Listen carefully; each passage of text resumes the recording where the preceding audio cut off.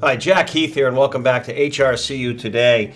And I want to revisit a topic with CEO Brian Hughes of the HRCU team and all their branches and locations. And of course, we're here in your headquarters in Rochester. Brian, the topic of elder financial abuse. It seems to be getting more prevalent. When you look at the credit union information that you're providing and you're digging into, the numbers are staggering. It's a big problem. It is a big problem, Jack. And we're doing a few things about that. We want to help our senior members in a number of different ways. And but first, I want to tell you a little story that I experienced with one of our members. That the member had come in and they wanted to wire money offshore to this person who had emailed them, and they said they needed money for an operation.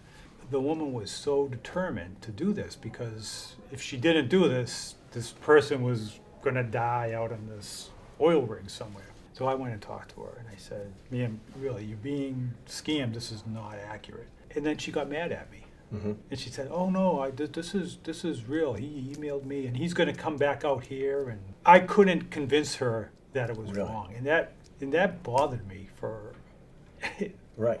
It still bothers me today that she ended up having to go somewhere else to wire that money because, quite frankly, we wouldn't do it. I hear through my morning radio show, New Hampshire Today, ongoing stories from the Attorney General's office and others. But you believe, and I agree with you, I think education and awareness is a good way for people to realize. And as Attorney General Gordon MacDonald says, and he'd praise you for your actions, you got to teach people to ask the question, am I being scammed? Right. So tell us, share with us a little bit about some of the proactive measures you're taking. Yeah, sure. So we had a seminar earlier this year.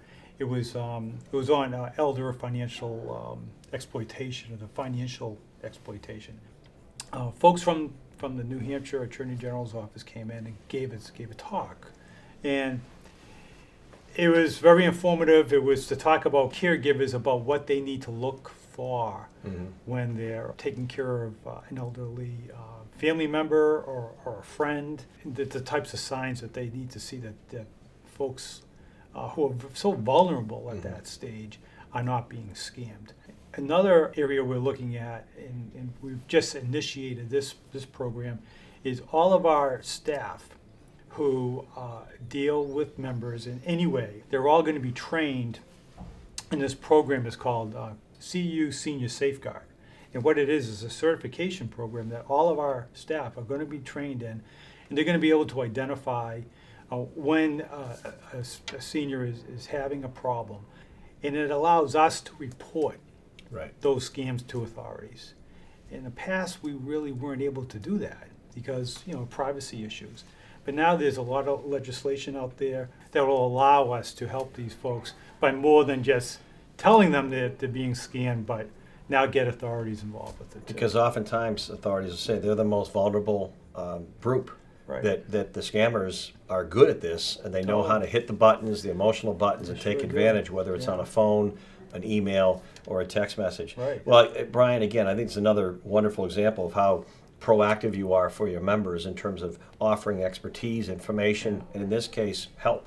We don't want to see any member being taken advantage of, and that's what we're doing it for. Kudos to you, because unfortunately, the scammers are not backing off. The avenues of scamming and how they do it is getting more sophisticated, so the problem's growing. So I'm glad you're arming your team as well as your partners and your members with better education and warning signs. Jack. Brian Hughes, President and CEO of HRCU. Thank you very much. You bet, Jack. Thanks.